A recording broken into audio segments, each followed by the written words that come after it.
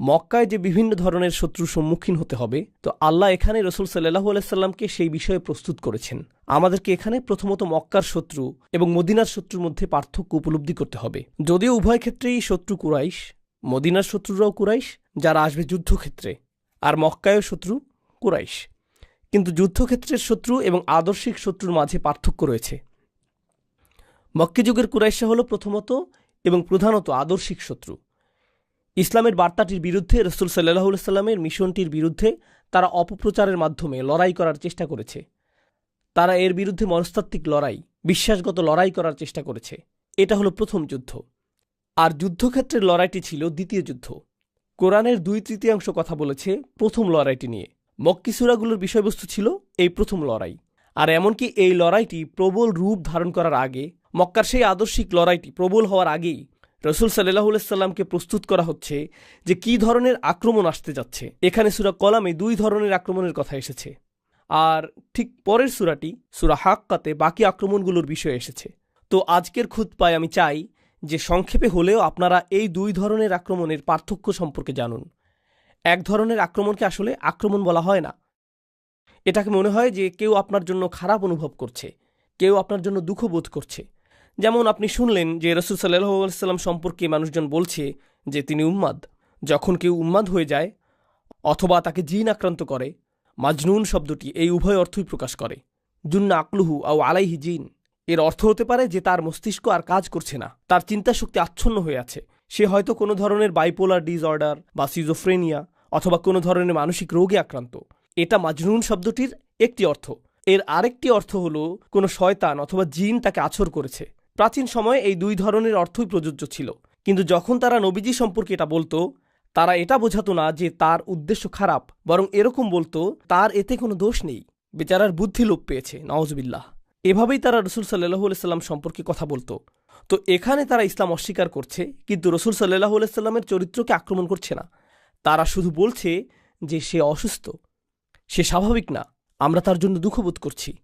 তো এটা একটা আক্রমণ, কিন্তু আক্রমণটি তার চরিত্রের উপর না। এটা তার চরিত্রকে সরাসরি আক্রমণ করে না, শুধুমাত্র তার বক্তব্যকে অস্বীকার করার একটা উপায়। আর এর বিপরীতটা আপনি পাবেন সূরা হাক্কাতে। সূরা কলামের শুরুতে এবং শেষে আল্লাহ বলছেন, মা আনতা বিনিআমাতি রাব্বিকা বিমাজনুন, অথবা লা ইউযলিকুনা বিআবসারিহিম লাম্মা সামিউ যিকরা ওয়া ইয়াকুলুনা ইন্নাহু লামাজনুন। এগুলোই সূরা কলামে বর্ণিত অভিযোগ। যখন আপনি সূরা হাক্কাতে যাবেন, আপনি দেখবেন যে তারা তাকে কবি আখ্যায়িত করেছে, তারা তাকে মন গণনাকারী বলেছে। আর একজন কবি এমন ব্যক্তি যে মানসিক বিকারগ্রস্ত নয়। সে যা লিখবে তা নিয়ে সে পরিকল্পনা করে, চিন্তা করে, সে সৃজনশীল, সে এমন কিছু সৃজন করে যা মানুষকে প্রভাবিত করে। তো এখন তারা রসুল সাল্লাল্লাহু আলাইহি সাল্লামের চরিত্রের প্রতি অভিযোগ আনছে। তো একটি হলো প্রত্যক্ষ আক্রমণ, আরেকটি হলো পরোক্ষ আক্রমণ। আর আসলে প্রত্যক্ষ আক্রমণটির মোকাবেলা করা অধিকতর সহজ। কমপক্ষে আপনি আপনার শত্রুকে চিনেন, সে আপনার চোখের সামনে, সে আপনাকে মিথ্যাবাদী অথবা এটা সেটা বলছে, কিন্তু পরোক্ষ আক্রমণটি আপনার উদ্দেশ্যে করা হয় না। তারা যদি রসুল সাল্লাল্লাহু আলাইহি সাল্লামকে মানসিক বিকারগ্রস্ত বলে, রসুলকে শোনানো এর উদ্দেশ্য না। তারা তার চারপাশের মানুষদের বলতে চাইছে যে তিনি মানসিক বিকারগ্রস্ত, অতএব তারা যাতে তাকে গুরুত্ব না দেয়। কারণ তারা যদি রসুল সাল্লাল্লাহু আলাইহি সাল্লামের চারপাশের মানুষদের কাছে এসে বলে যে সে একজন মিথ্যুক, সে একজন কবি, সে মন গণনাকারী, তার ভিন্ন পরিকল্পনা রয়েছে, তো তখন তারা বলবে যে আমরা তাকে সারা জীবন ধরে চিনি, তিনি একজন সৎ মানুষ, তোমরাই বরং মিথ্যাবাদী। তো এটা কাজে দিবে না।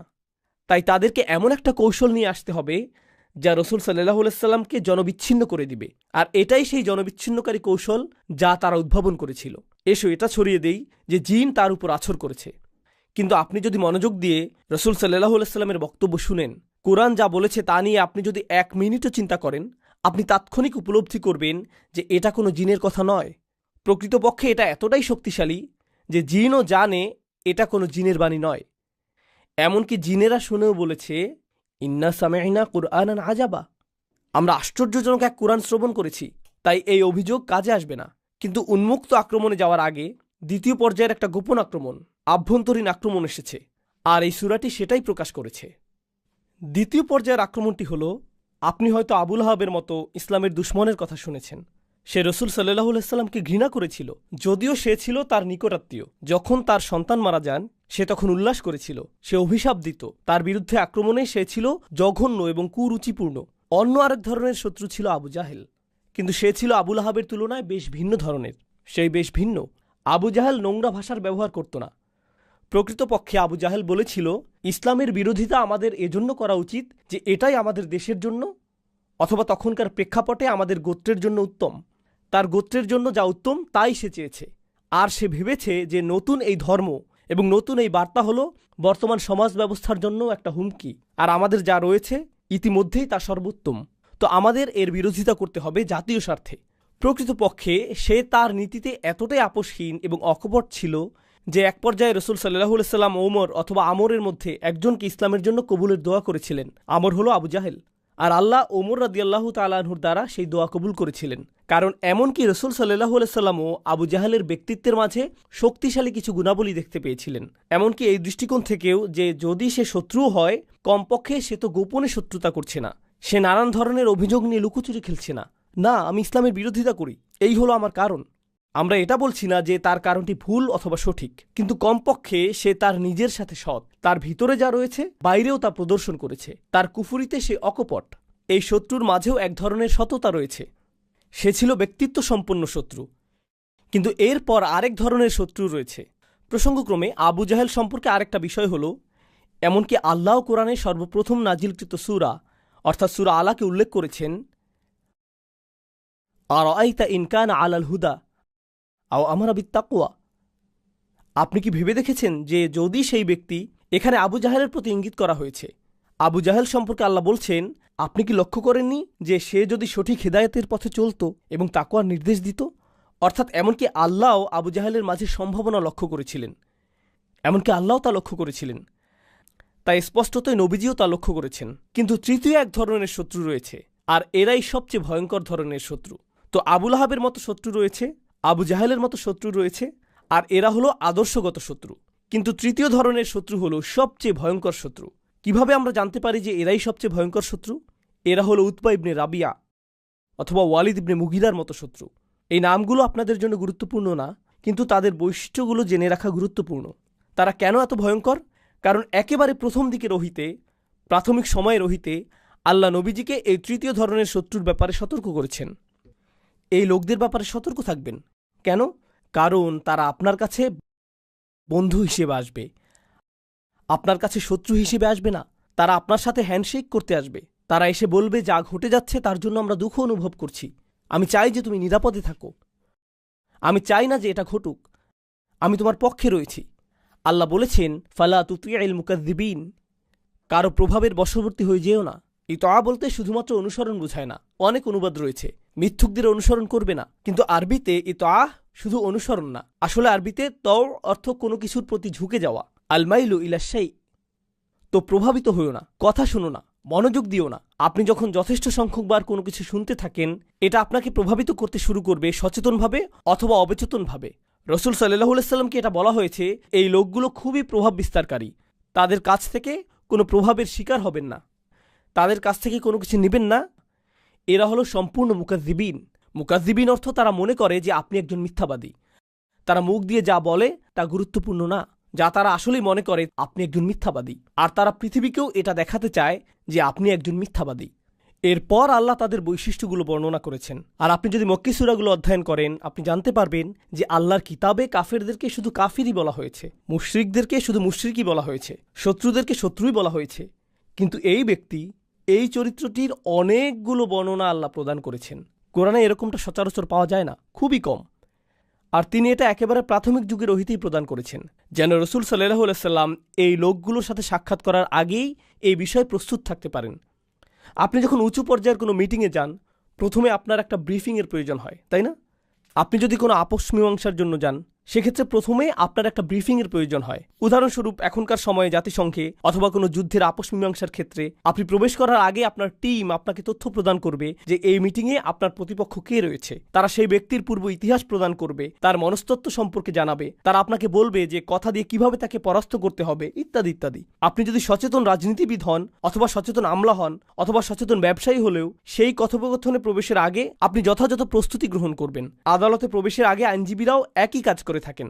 খেলার ক্ষেত্রেও দলগুলো এটা করে থাকে, তাই না? তারা আগের খেলাগুলো পুনরায় দেখেন এবং প্রতিপক্ষের দুর্বলতাগুলো চিহ্নিত করেন। কোরআনের ক্ষেত্রে রাসূল সাল্লাল্লাহু আলাইহি সাল্লামের জন্য সেরকম গোপনীয় কোনো কৌশল প্রদান করা হয়নি, বরং আল্লাহ প্রকাশ্যে ঘোষণা করেছেন যে এই ধরনের মানুষের মুখোমুখি আপনাকে হতে হবে। তো আলোচনার বাকি সময়ে আমি আপনাদের কাছে এই বৈশিষ্ট্যগুলো উল্লেখ করব, আর আমি চাই আপনারা উপলব্ধি করুন। আমি মনে করি আল্লাবিবু মিনাল ইশারাতি ইয়াফহামু, জ্ঞানী ব্যক্তির জন্য ইশারাই যথেষ্ট। আপনি নিজেই বুঝে নেবেন যে আমি কিসের উল্লেখ করেছি এবং কার কথা উল্লেখ করেছি আর কেন এটা এই সময়ে আমাদের জন্য প্রাসঙ্গিক।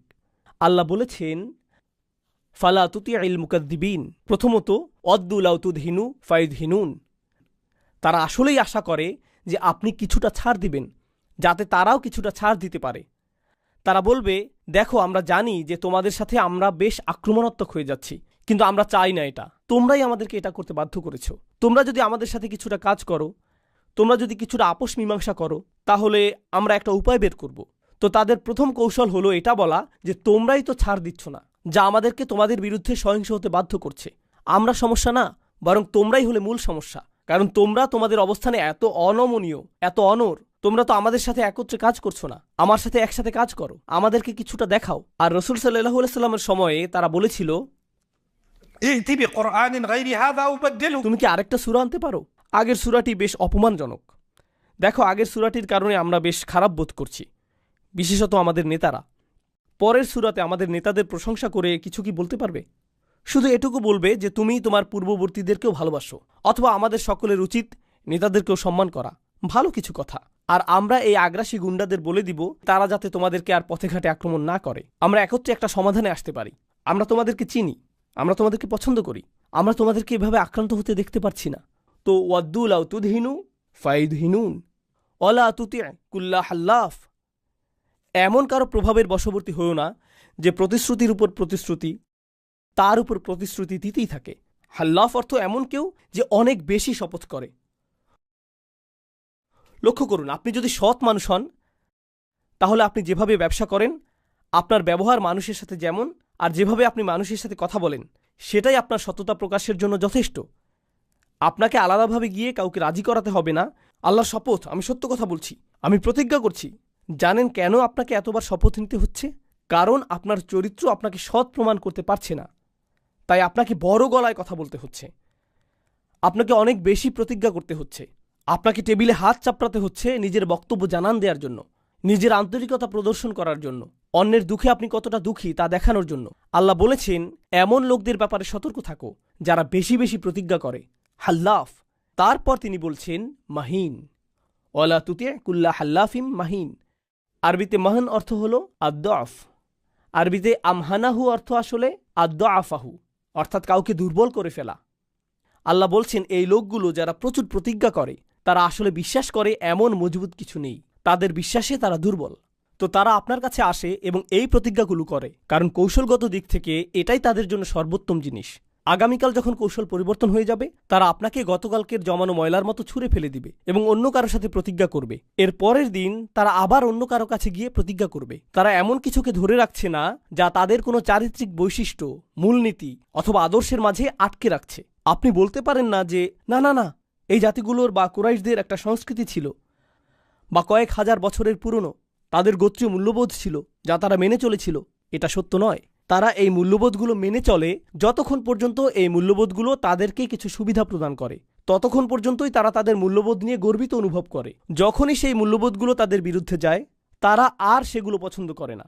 লক্ষ্য করলে দেখবেন যে কুরাইশদের সাথে যা ঘটেছিল তা হলো, মক্কায় কেউ আক্রান্ত হতো না, এটা তাদের একটি নিয়ম ছিল। এটা হারামান আমিনান, এটা তাদের নিয়ম। একটি ক্ষেত্রেই তারা এই নিয়ম ভঙ্গ করতে প্রস্তুত হয়েছিল, আর তা হলো মুসলিমদের ক্ষেত্রে।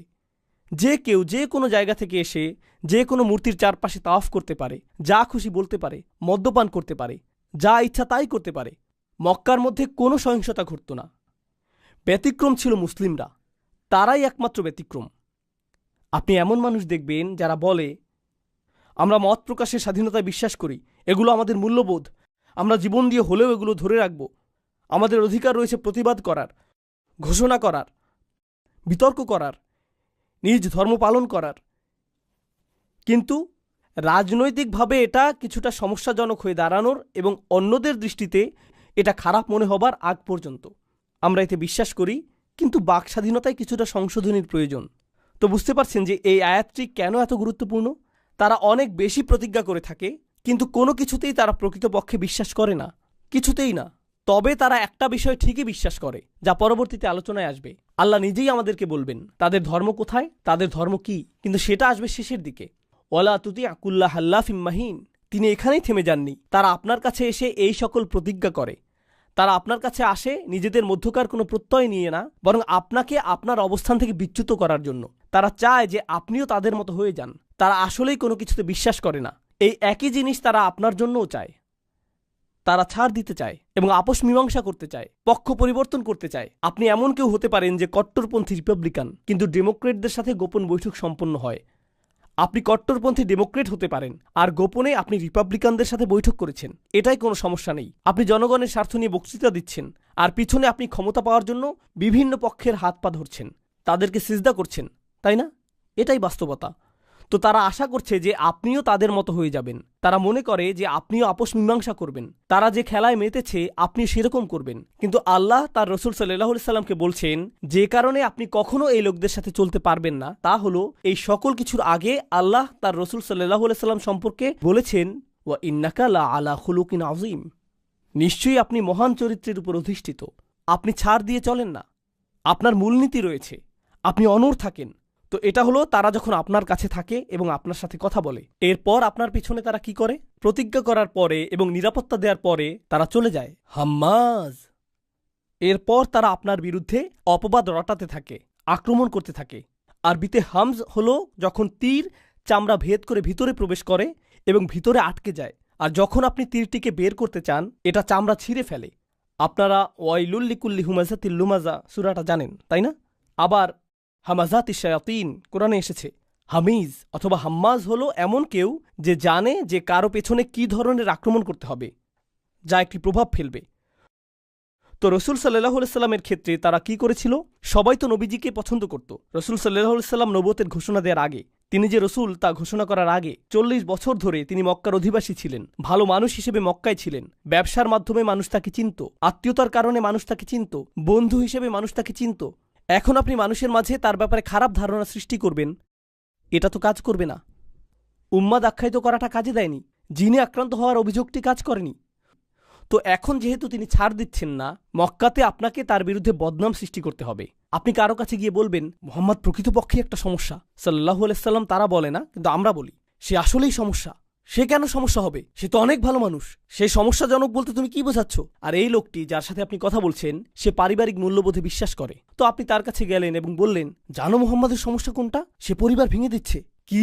মুহাম্মদ পরিবার ভেঙে দিচ্ছে? হ্যাঁ হ্যাঁ, সন্তান তার বাবার বিরুদ্ধে যাচ্ছে, স্ত্রী তার স্বামীর বিরুদ্ধে যাচ্ছে, স্বামী তার স্ত্রীর বিরুদ্ধে যাচ্ছে, মানুষ তাদের পরিবারের বিরুদ্ধে বিদ্রোহ করছে, সে পরিবার ধ্বংস করছে। তুমি জানো না সে পরিবার ব্যবস্থার জন্য একটা হুমকি? ও তাহলে তো এটা ভালো না। তো সে জানে যে এই লোকটিকে কি বলতে হবে। সে অন্য আরেকজনের কাছে গেল যে হলো পুঁজিবাদী, জানো মোহাম্মদ ব্যবসার জন্য ক্ষতিকর। আর সেই লোকটি বলল ব্যবসার জন্য ক্ষতিকর বলতে তুমি কি বোঝাচ্ছ? আমরা যদি তার ধর্ম পালন করি তাহলে মক্কায় আমরা অনেক আর্থিক ক্ষতির সম্মুখীন হব, আমরা প্রচুর তীর্থযাত্রী হারাবো। সকল গোত্র যারা বিভিন্ন মূর্তি পূজার জন্য এখানে আসে তারা আর এখানে আসবে না, আমাদের ব্যবসা ক্ষতিগ্রস্ত হবে। কিছু মানুষ পরিবার নিয়ে উদ্বিগ্ন, কেউ নিরাপত্তা নিয়ে, কেউ অর্থ উপার্জন নিয়ে। আর এই লোকটি জানে যে কাকে দিয়ে আক্রমণ করাতে হবে, কিভাবে রাসূল সাল্লাল্লাহু আলাইহি সাল্লামের সুনাম নষ্ট করা যাবে। আল্লাহ বলেছেন তাদের মিথ্যা প্ররোচনায় প্রভাবিত হও না। ফালা তুতি কুল্লা হাম্মাজ মাশাইম বিনামিম। তারা হেঁটে বেড়ায়, তারা বিভিন্ন আসরে ঘুরে বেড়ায় এবং তারা নামিমাহ করে বেড়ায়। আরবিতে নামিম শব্দটি এসেছে নাম অথবা নিম্মাহ থেকে। আরবিতে নিম্মাহ হলো খুবই হালকা বাতাস। আপনি যদি একটি মাঠের পাশ দিয়ে হেঁটে যান যার মধ্যে ফুল রয়েছে আর আপনি খুব সামান্য ফুলের ঘ্রাণ পান, এটাকে আরবিতে নিম্মাহ বলা হয়। আর এমন কিছু যা খুবই নাজুক, এটাকেও বলা হয় নাম্মাহ। এজন্য একটি হাদিসে রাসূল সাল্লাল্লাহু আলাইহি সাল্লাম বলেছেন লা তুমাসসিলু নাম্মাতাল্লাহ। পশু পাখিদের সম্পর্কে বলতে গিয়ে নবীজি বলেছেন আল্লাহর নাম্মাহকে শাস্তি দিয়ে দৃষ্টান্ত স্থাপন করো না, অর্থাৎ পশু পাখিরা নাজুক। তো এখানে নামিম বলতে বোঝায় সে ঘুরে বেড়ায় আর সূক্ষ্ম কিছু জিনিস ছড়িয়ে বেড়ায় যা উত্তেজনার সৃষ্টি করে। আপনার এমন বন্ধু থাকতে পারে অথবা কর্মস্থলে এমন মানুষ থাকতে পারে যারা সমস্যার সরাসরি সৃষ্টি করে না, তারা শুধু একটি বাক্য ছুড়ে দেয় এবং এরপর আগুন জ্বলে ওঠে, এরপর তারা সে স্থান ত্যাগ করে। এটাই হলো নামিম। আর সে এখানে কিছুটা আগুন জ্বালায়, কিছুটা আগুন ওখানে, আর কিছুটা সেখানে। আমি এই মন্ত্রীর সাথে সাক্ষাৎ করব, আমি সেই রেস্টুরেন্টে গিয়ে অমুক রাজনীতিবিদের জন্য অপেক্ষা করব। ও, আপনি এখানে কি করছেন?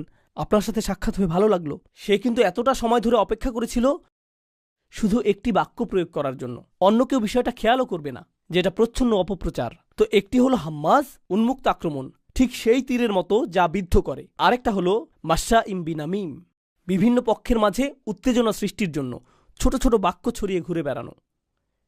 এটা বেশ জঘন্য অপপ্রচারের কৌশল। যে এটা করছে সে তার কাজে বেশ দক্ষ। আর রসুল সাল্লাল্লাহু আলাইহি সাল্লাম যেহেতু অকপটভাবে তার দাওয়াতি কাজ করছেন, তার অগোচরে এই মানুষগুলোর নেটওয়ার্ক তার কাজকে নস্যাৎ করার চেষ্টায় রত, ফলে তার চিন্তিত হওয়ার কথা। আর আল্লাহ বলছেন, লা তুতি, এটা নিয়ে চিন্তা করবেন না। তারা যে খেলা খেলছে তা আমি আপনাকে বলে দিচ্ছি। ওয়ালা তুতি কুল্লা হাল্লাফিম মাহিন হাম্মাজিম মাশাইম বিনামিম।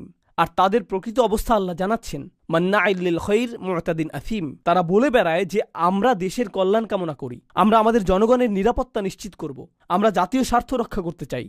আল্লাহ বলেছেন, এই মানুষগুলোই তারা যারা ভালো যে কোনো কিছুকে বাধাগ্রস্ত করে। মান্নাইল লিল খাইর। আর তারা নিজেদের গণ্ডির মধ্যে সকল আইন ভঙ্গ করে, মুতাদ। আর তারা প্রতিনিয়ত পাপের মধ্যে আছে, প্রতিনিয়ত অন্যায়ের মধ্যে রয়েছে। এরা হলো সবচেয়ে খারাপ ধরনের মানুষ। মান্নাইল লিল খাইর মুতাদিন আথিম। একই সাথে এটা বর্ণনা করছে যে এই লোকগুলোর মনে অন্য কারো প্রতি শুভকামনা থাকে না, বরং তারা কল্যাণের ক্ষেত্রে বাধা হয়ে দাঁড়ায়। তারা কোনো ধরনের কল্যাণের প্রসার ঘটতে দেয় না। আর এই সবগুলো উল্লেখ করে আল্লাহ বলছেন, উতুল্লিন বাদা যালিকা জানিম। আরবিতে উতলা হলো একটা জমি যা কেটে ফেলা হয়েছে অথবা খুঁড়ে ফেলা হয়েছে। আপনার উঠোনে যদি পুকুর তৈরির জন্য একটা গর্ত খুঁড়েন, তখন একপাশে মাটি স্তূপ করে রাখা হয়। এখন এই যে মাটিগুলো জমির মাটি থেকে আলাদা করা হয়েছে, এটাই উতলা। একজন ব্যক্তি যে উতুল, সে নিজেকে অন্য সকলের চেয়ে আলাদা মনে করে। অন্য সকলে হলো কীটপতঙ্গ এবং পশু, কীটপতঙ্গ এবং পশু। অন্য সকলে হলো শুধু সংখ্যা এবং পরিসংখ্যান। গুরুত্বপূর্ণ বিষয় হলাম আমি এবং আমার আশেপাশের মানুষজন। এগুলোই গুরুত্বপূর্ণ। অন্য সকলের সাথে যা ঘটার ঘটবে। আর শেষ অংশে আল্লাহ বড় ধরনের একটা অপমান করেছেন, বাদা যালিকা জানিম। সর্বশেষ যে অপমান আল্লাহ করেছেন তা হলো এই সকল বৈশিষ্ট্য ছাড়াও সেই ব্যক্তিটি জানিম। আরবিতে জানাম হলো এমন ব্যক্তি যে দাবি করে যে সে একটি গোত্রের অন্তর্ভুক্ত, কিন্তু প্রকৃতপক্ষে সে সেই গোত্রের অন্তর্ভুক্ত নয়, অথবা সে অবৈধ সন্তান, অর্থাৎ বিবাহ বহির্ভূত সম্পর্ক থেকে যার জন্ম।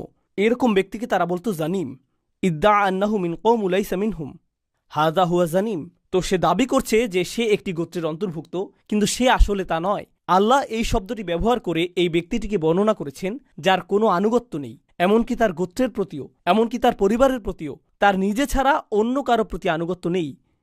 সে চূড়ান্তভাবে নোংরা একজন রাজনীতিবিদ, বক্তব্যে খুবই পারদর্শী, অপপ্রচারে খুবই পারদর্শী, কৌশলে সিদ্ধহস্ত, কোনো কল্যাণের প্রসার রোধে প্রতিজ্ঞাবদ্ধ, আর নিজে ছাড়া অন্য সকলের প্রতি আনুগত্যহীন। উতুল্লিন বাদা যালিকা জানিম। এই সব কিছুর পরেও তার কেন প্রভাব রয়েছে? সে যদি এতই জঘন্য মানুষ হয়ে থাকে, এরকম মানুষের কেন প্রভাব রয়েছে? আনকানা যা মালিন ওয়া বানিন। তার অর্থ এবং লোকবল রয়েছে, এটাই তার আদর্শ। অর্থ সম্পদ।